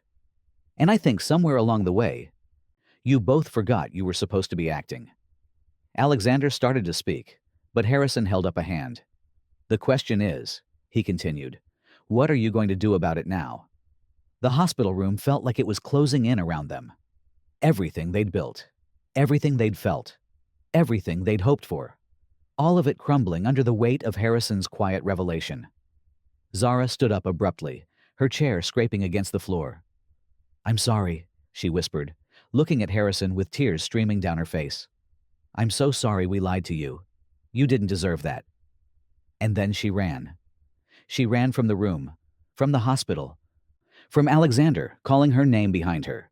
She ran until her lungs burned and her legs gave out, until she found herself on a bench in Central Park, with no memory of how she'd gotten there. Her phone buzzed with texts from Alexander. Apologies, explanations, pleas to talk. But she turned it off without reading them. It was over. Whatever they'd built together, whatever they'd felt, whatever they'd hoped for, Harrison's quiet wisdom had shown them the truth they'd been too afraid to face. Some lies were too big to survive. Some love stories were too impossible to last. And some chances at happiness were too good to be true. For 3 days, Alexander didn't leave his father's hospital room except to shower and change clothes. He slept in the uncomfortable chair beside Harrison's bed, ate tasteless cafeteria food, and replayed every moment of Zara's breakdown on an endless loop in his mind. I'm falling in love with a man who's paying me to pretend to be someone else. Her words had cut deeper than any business failure, any professional disappointment he'd ever experienced, because they weren't true, not the way she meant them, but he understood why she believed them. You're going to wear a hole in the floor, Harrison said from his bed, watching Alexander pace for what must have been the 100th time that morning. Dad, if you apologize to me one more time, I'm going to have the nurses sedate you. Harrison's voice was weak but firm. Sit down. We need to talk. Alexander reluctantly took his seat, running his hands through his hair that hadn't seen a proper combing in days. You love her, Harrison said simply. It doesn't matter what I feel. She's gone. Of course it matters. It's the only thing that matters. Harrison struggled to sit up straighter, and Alexander automatically moved to help him, adjusting his pillows. Tell me about her. The real her. Not the fiction you created. Dad. Alexander, I'm dying. I have maybe weeks left, and I want to spend them talking about something that actually matters. Tell me about Zara. The sound of her real name in his father's voice broke something loose in Alexander's chest. For the next hour, he told Harrison everything. About finding her at the hotel, about her 3 jobs and 8-year-old daughter, about her fierce protectiveness and gentle kindness, about the way she saw the best in everyone, including him, about marine biology and nursing school, and dreams deferred for love and responsibility. She sounds extraordinary, Harrison said when Alexander finished. She is. She's the most extraordinary person I've ever met, and I destroyed it. I took something pure and real and twisted it into something that felt like a transaction. Did you, though? Harrison's eyes were sharp, despite his fatigue. Or did you both just get scared when something fake became something real? What's the difference? The difference is what you do next. Harrison reached over and gripped Alexander's hand with surprising strength. Son, do you remember what I told you when your mother died? About the difference between a life worth living and a life worth regretting. Alexander nodded, though he'd tried to forget that conversation for 22 years. I told you that love always involves risk, that your mother and I could have played it safe, could have avoided the pain of loss by avoiding the joy of connection. But that would have been the biggest tragedy of all. Not that we lost each other, but that we might have never found each other in the first place. This isn't the same thing. Isn't it? You found someone who makes you want to be better than you are. Someone who sees past your money and your success to who you really are underneath. Someone who makes you remember what it feels like to have impractical dreams. Harrison's grip tightened. And you're going to let her walk away because the beginning of your story wasn't perfect? She doesn't trust me anymore. She thinks everything between us was built on lies. Then prove her wrong. How? Harrison smiled, and for a moment, Alexander saw a glimpse of the strong, decisive man who'd built an empire from nothing. The same way you'd solve any other impossible problem. You get creative. You work harder than anyone expects. And you don't give up until you find a solution. Brooklyn, same time Zara sat at her tiny kitchen table, staring at her phone and fighting every instinct to call Alexander back. She'd turned it on just once in the past 3 days, long enough to see 17 missed calls, 43 text messages, and 1 voicemail that she was too afraid to listen to. Kenya was at school, blissfully unaware that her mother's heart was breaking. To her 8-year-old perspective, Mama had worked some fancy catering events recently and seemed both happier and sadder than usual, but that was the mysterious way of adults. Mama? Kenya had asked that morning over cereal. Are you sick? You keep staring at nothing. Just tired, sunshine, Zara had replied, which was true in the deepest possible sense. She was tired of working 3 jobs, tired of worrying about money, tired of being alone. But mostly, she was tired of wanting something she couldn't have. The apartment felt smaller than ever. the walls closing in with the weight of all her ordinary problems that had seemed manageable just a week ago. The electric bill was due. Kenya needed new shoes. The field trip payment she'd been worrying about, the one that had seemed so impossible when Alexander first approached her, was still sitting unpaid in her purse. Her phone buzzed with another text. Against her better judgment, she looked. Alexander, I know you don't want to hear from me, but my father wants to see you. Not Elizabeth. You, Zara. He specifically asked for Zara Williams from Brooklyn, who works 3 jobs and raises an incredible daughter and sees the best in broken billionaires who don't deserve her kindness. He says he has something important to tell you. No lies this time, no pretending. Just the truth. Please. Zara stared at the message until the words blurred. Harrison Hayes wanted to see her. After she'd lied to him, deceived him, participated in an elaborate fraud during the last months of his life. Her phone rang. Not Alexander's number. A number she didn't recognize. Hello?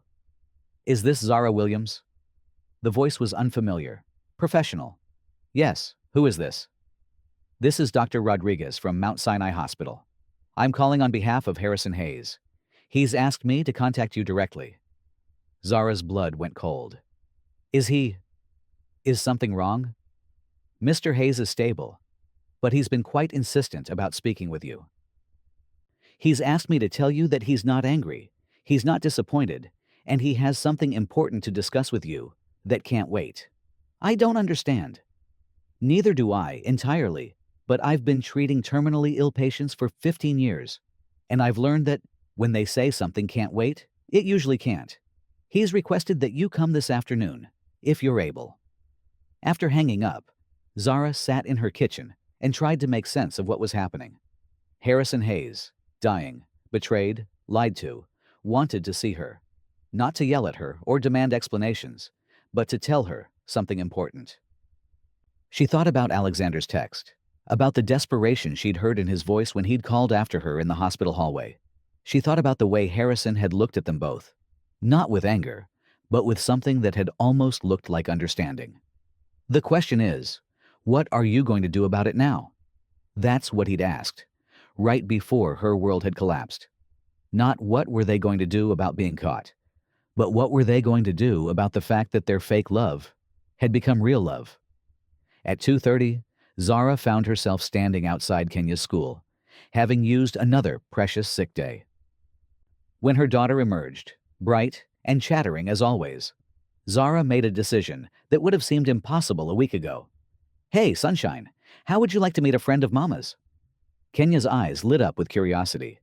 What kind of friend? A very special friend who's been wanting to meet you for a long time.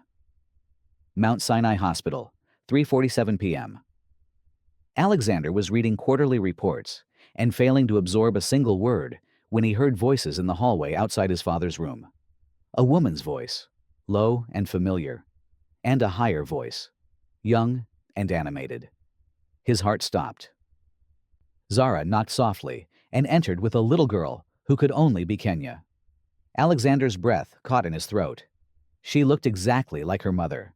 The same warm brown eyes, the same stubborn curl to her hair, the same unconscious grace in the way she moved. Harrison, Zara said quietly. I'd like you to meet my daughter, Kenya. Kenya, this is Mr. Hayes. Are you Alexander's daddy? Kenya asked with 8-year-old directness, walking right up to Harrison's bedside without any of the discomfort most children showed around sick adults. I am indeed, Harrison said, his face lighting up in a way Alexander hadn't seen since before the diagnosis. And you must be the brilliant young lady who's going to be a veterinarian teacher librarian. Kenya's eyes went wide. How did you know that? A little bird told me. A little bird who thinks you're the most extraordinary girl in the whole world. Alexander watched this exchange from his chair, barely daring to breathe. Zara had come back. She'd brought Kenya. She was here, in his father's hospital room, allowing her most precious person to meet the people who'd become important to her, despite everything. Alexander, Harrison said, why don't you take Kenya to get some ice cream from the cafeteria? I believe they have chocolate chip cookie dough, which I'm told is very popular with 8-year-olds. Can I, Mama? Kenya asked, already moving toward Alexander with the easy trust of children. "Of course, sunshine. But remember your manners." As Alexander and Kenya left for what was clearly a diplomatic ice cream mission, Zara found herself alone with Harrison for the second time in a week. This time, though, the air wasn't charged with deception and fear. It was heavy with truth and possibility. "Thank you for coming," Harrison said simply. "I owe you an apology." "No," Harrison interrupted gently. "You don't. Sit down, please." Zara took the chair Alexander had vacated, still warm from his presence. "I asked you here because I'm dying, and dying men get to say things that healthy men might keep to themselves out of politeness." Harrison's voice was calm, but intent. "I want you to know that in the past 3 weeks, watching my son fall in love with you has been the greatest gift of my final months. Mr. Hayes, Harrison, and please let me finish." He smiled. "I've watched Alexander his entire adult life. I've seen him with women who wanted his money, women who wanted his status, women who wanted the idea of him. I've never seen him with someone who wanted just him, someone who made him laugh, made him dream, made him remember what it felt like to hope for something beyond the next quarterly earnings report." Zara felt tears building behind her eyes. The fact that your relationship began with a lie doesn't diminish the truth of what it became. If anything, it makes it more remarkable. Two people, thrown together by desperate circumstances, who discovered something real despite themselves. Harrison reached out and took her hand. "That's not a tragedy, Zara. That's a miracle. But we lied to you. You protected me. There's a difference." Harrison's grip was surprisingly strong. "Do you know what I see when I look at you and my son together?" Zara shook her head. "I see two people who are terrified of wanting something they think they can't have. I see my son, who spent his entire adult life being careful and controlled, finally willing to take an impractical risk for love. And I see you, who spent years putting everyone else's needs first, finally allowing yourself to believe you might deserve something beautiful. It's not that simple. Love never is. But Zara, I'm running out of time to see my son happy. Really, genuinely happy." Harrison's voice grew urgent. "Don't let fear rob you both of something extraordinary. Don't let the imperfect beginning overshadow the perfect possibility." Before Zara could respond, the door opened and Kenya burst in, chattering excitedly about ice cream flavors and the nice man who'd told her all about whales. Alexander followed, his eyes immediately finding Zara's, searching her face for some sign of what had transpired in their absence. "Mama," Kenya announced, "did you know that humpback whales sing songs to each other?" "And Alexander knows all the songs." "Does he?" Zara managed, her voice thick with emotion. "He said maybe someday he could take us to see real whales. Can we, Mama? Please." The simple question hung in the air, loaded with possibility and hope, and the weight of choices that would determine the shape of all their futures. Alexander looked at Zara across the hospital room, this woman who'd changed everything, who'd made him remember what it felt like to dream. Kenya looked between the adults, sensing undercurrents she couldn't name, but somehow understanding that something important was being decided. And Harrison Hayes, dying but suddenly more alive than he'd felt in months, watched his son finally understand that some risks were worth taking. "Yes," Zara said quietly, her eyes never leaving Alexander's face. "Yes, I think we can arrange that." It wasn't a declaration of love. It wasn't a promise of forever. But it was a choice to try, to take the broken pieces of what they'd built and see if they could create something real and lasting and true. It was a choice to stop running from the most beautiful risk they'd ever taken. 6 months later, the whale-watching boat rocked gently in the waters off Cape Cod, and Kenya pressed her face against the viewing window with the concentrated intensity of a scientist making ground-breaking discoveries. "There!" she shouted, pointing at a disturbance in the water about 50 yards away. "I see something." Alexander knelt beside her, his expensive camera forgotten as he followed her gaze. "You're absolutely right. That's a humpback whale. Probably a female based on the size." "How can you tell it's a girl whale?" "Females are typically larger than males. And see that distinctive pattern on her tail fluke? Every whale has a unique pattern, like fingerprints for humans." Zara watched from a few feet away, her heart swelling with a happiness she'd never thought possible. 6 months ago, she'd been a single mother working 3 jobs and dreaming of impossibilities. Now she was watching the man she loved share his passion with her daughter, both of them animated by pure joy and discovery. "Mama, look!"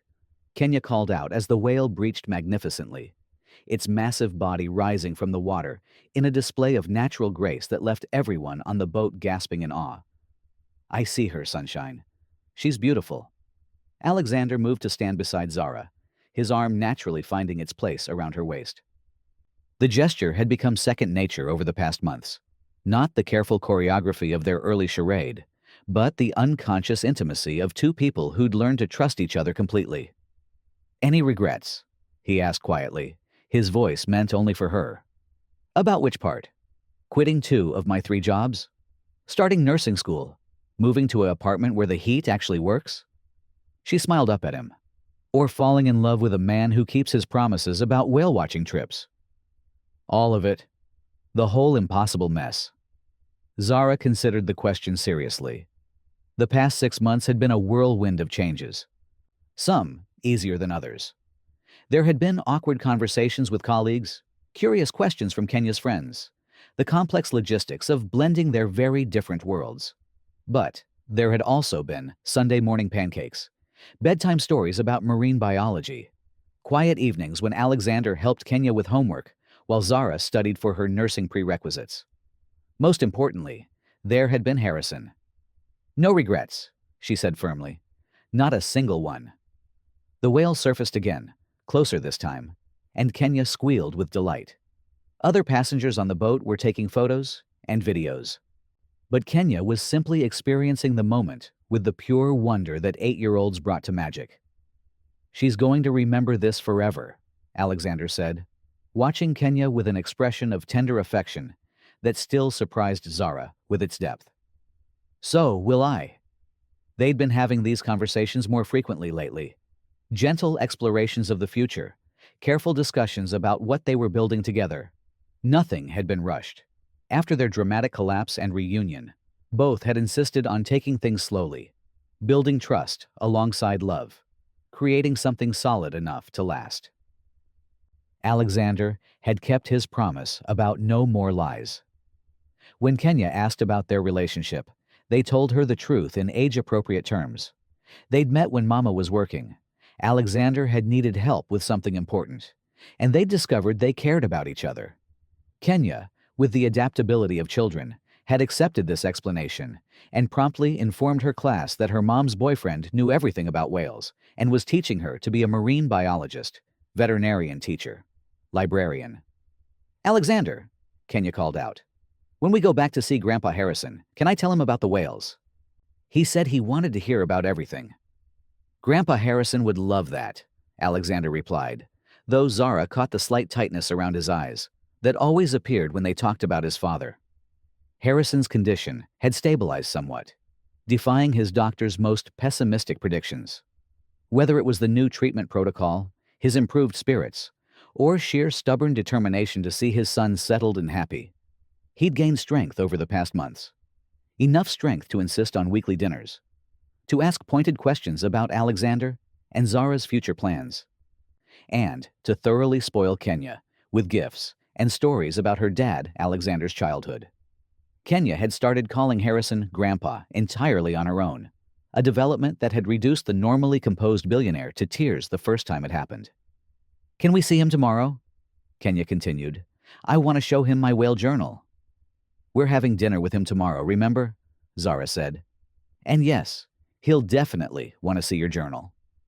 Those dinners had become a cornerstone of their new life together. Every Sunday, they'd gather in Harrison's apartment.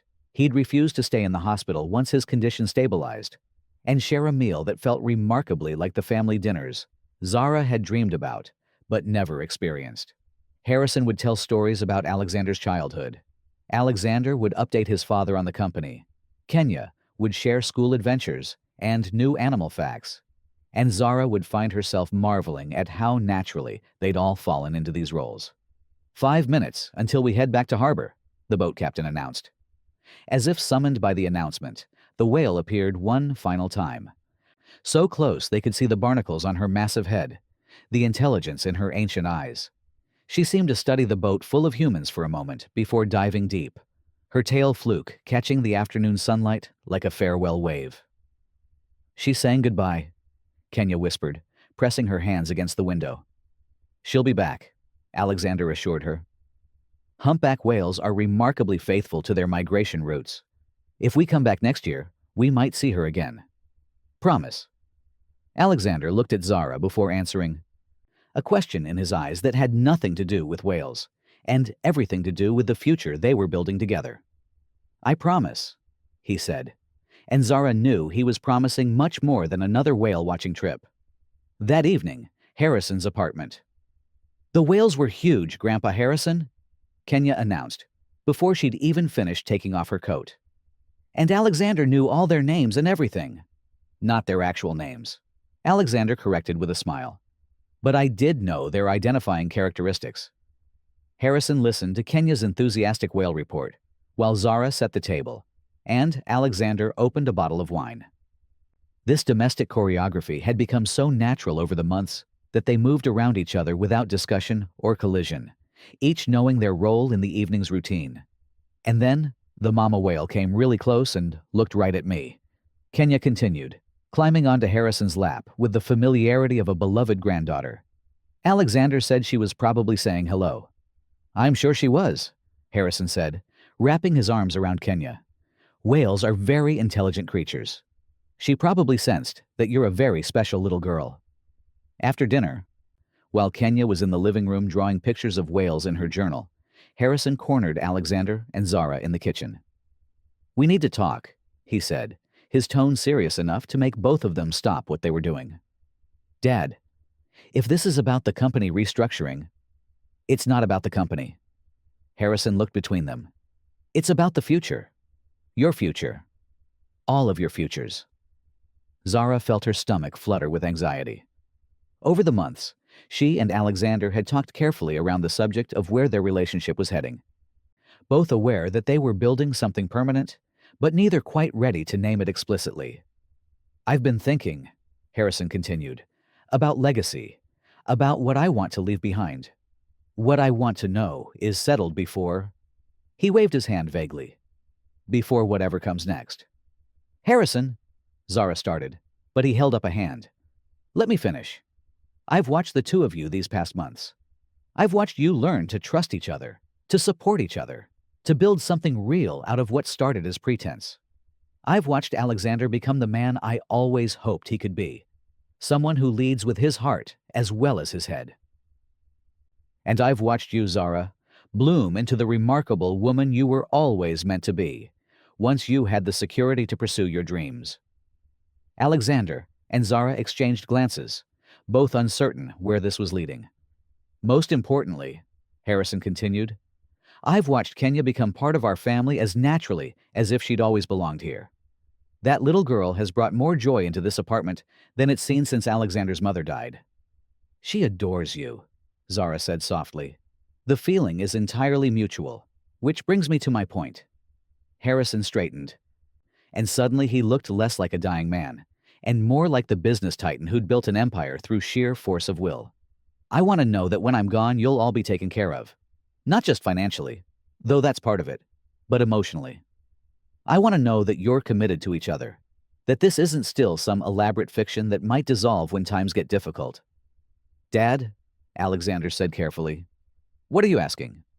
"I'm asking when you're going to marry her, obviously." The words hung in the air like a challenge. Zara felt her cheeks flame, while Alexander looked like he'd been caught completely off guard. "Harrison," Zara managed, "that's not really your decision to make. You're absolutely right. It's their decision." Harrison looked at Alexander with the intensity of a man who'd run out of time for subtlety. "But son, if you don't ask this woman to marry you soon, you're a fool." "Dad, she loves you. You love her. Kenya needs stability and security, and you both need the kind of partnership that helps you become the best versions of yourselves. You've already built a family in everything but name. What are you waiting for?" From the living room, Kenya's voice drifted in. Mama, can you help me spell magnificent? I want to write about the magnificent whales. Coming, sunshine, Zara called back, grateful for the interruption. She started to leave the kitchen, but Harrison caught her hand. Zara, he said quietly, you deserve to be happy. You deserve to be loved completely, without reservation, without fear. Don't let anyone, including yourself, convince you otherwise. She squeezed his hand, unable to trust her voice, and went to help Kenya with her whale journal. 2 weeks later, Central Park. Where are we going? Kenya asked for the 15th time, as Alexander led them down a winding path she'd never seen before. It's a surprise, Alexander replied, though his nervous energy was palpable. He'd been acting strange all week, distracted, secretive, checking his phone constantly and having hushed conversations with Harrison when he thought Zara wasn't listening. I like surprises, Kenya announced. Especially whale surprises. Are we going to see more whales? Different kind of surprise, Alexander said, stopping beside a small pond where ducks paddled lazily in the afternoon sunshine. Zara looked around, confused. It was a beautiful spot, peaceful and private, but she wasn't sure why Alexander had insisted they needed to walk here specifically. Actually, Alexander said, his voice suddenly nervous in a way she'd never heard before. There's something I need to ask you both. He turned to face them, and Zara's heart began to race when she saw the expression on his face. Tender, terrified, hopeful, and completely vulnerable. Zara, he began, then stopped, took a breath, and started again. 6 months ago, you walked into my life and changed everything. You taught me what it means to love someone for who they are, not what they can provide.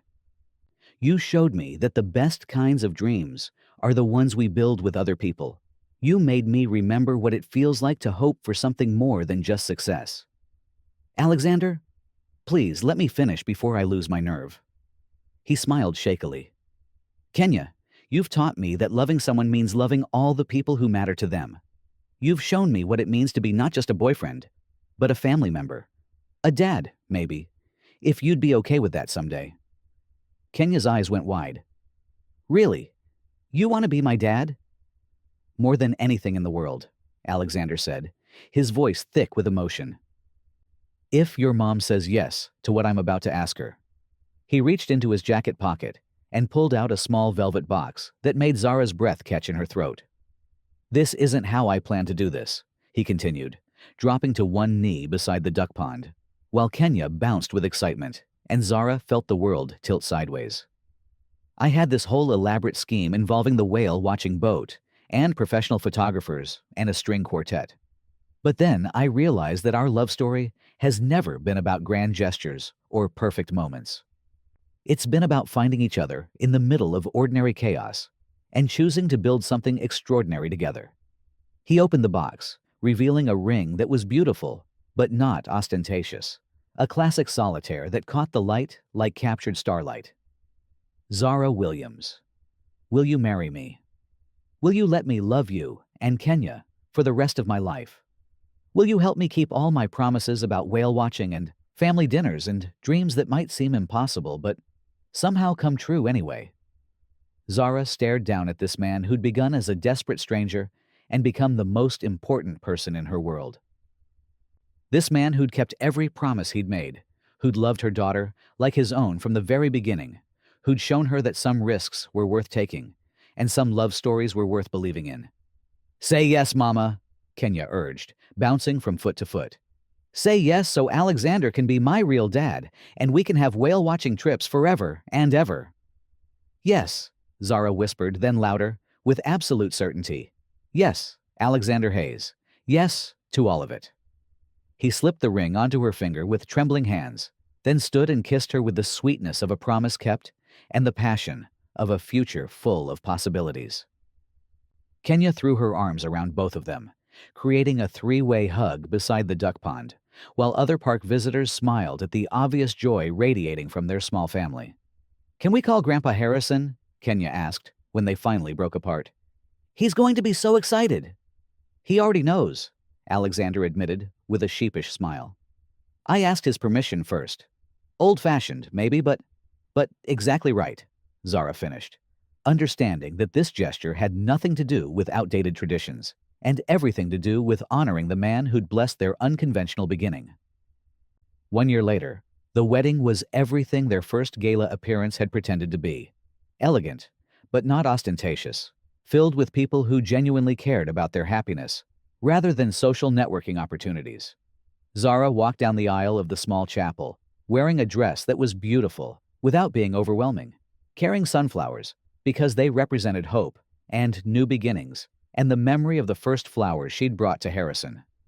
Kenya served as maid of honor, taking her duties seriously and making sure Alexander's bow tie was straight before the ceremony began. Harrison, looking healthier than he had in over a year, walked Zara down the aisle with tears in his eyes and obvious pride in his step. The service was simple, personal, focused on the promises they were making rather than the pageantry surrounding them. When Alexander spoke his vows, his voice was steady and sure. Zara, you taught me that the best kind of love isn't the kind that looks perfect from the outside, but the kind that grows stronger through honesty, trust, and the willingness to keep showing up for each other, even when it's complicated. You are my best friend, my greatest teacher, and the most remarkable person I've ever known. I promise to love you and Kenya with everything I have, for all the days of my life. Zara's vows were equally heartfelt. Alexander, you showed me that it's never too late to hope for something better. You taught me that love isn't about being perfect, but about being brave enough to be real with someone who sees the best in you. You've been a partner, a father to my daughter, and the answer to prayers I was afraid to pray. I promise to love you, to dream with you, and to keep choosing you every single day. When they kissed as husband and wife, Kenya cheered loudly enough to make the entire congregation laugh. And Harrison wiped away tears he didn't bother to hide. The reception was held in Harrison's apartment, transformed with flowers and fairy lights into something magical. As the evening wound down, and Kenya fell asleep on the couch, surrounded by wedding cake crumbs and leftover flowers, Alexander and Zara found themselves on the balcony, looking out at the city where their story had begun. "Any regrets, Mrs. Hayes?" Alexander asked, echoing the question he'd asked her on the whale-watching boat. "Just one," Zara said, leaning into his embrace. "Only one. I'm impressed. I regret that it took us so long to get here. That we wasted so much time being afraid of wanting something this good." Alexander was quiet for a moment, considering her words. "I don't think we wasted time. I think we needed every moment of it, the fear, the mistakes, the complicated beginning. Without all of that, we might not appreciate how extraordinary this is." "Speaking of extraordinary," Zara said, turning to face him with a smile that held secrets, "I have something to tell you. Good news or concerning news? The best kind of news." She took his hands, placing them gently on her still flat stomach. "It seems Kenya is going to be a big sister." Alexander's eyes widened, his face cycling through surprise, joy, and overwhelming love in the space of a heartbeat. "Really? We're having a baby, Alexander. Our baby." He kissed her then, soft and reverent, with the wonder of a man who'd been given more gifts than he'd ever dared to hope for. "I love you, Zara Hayes," he whispered against her lips. "I love you too, Alexander Hayes. Forever." Inside the apartment, Harrison Hayes smiled to himself as he watched his son and daughter-in-law through the balcony window, finally understanding what his own parents had tried to tell him decades ago. That the best love stories aren't the ones that begin perfectly, but the ones that end with two people who can't imagine life without each other. He had months, maybe years, still ahead of him. The experimental treatments were working better than anyone had expected.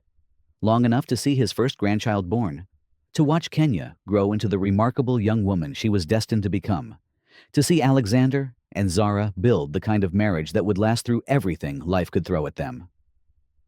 It wasn't the ending he'd originally planned for any of their stories. It was better. True love often begins in the most unexpected ways and teaches us that our greatest weaknesses can become our greatest strengths. Alexander and Zara found each other because they were both brave enough to be vulnerable when it mattered most. What unexpected blessing has come into your life when you were brave enough to take a risk for love? Share your thoughts.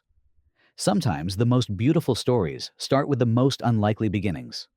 Thank you for watching this story to the end. If you enjoyed this story, you will surely love the next one. It's as crazier and more intriguing as you can ever imagine. So do check it out. Click on the image showing on your screen right now to watch the next one.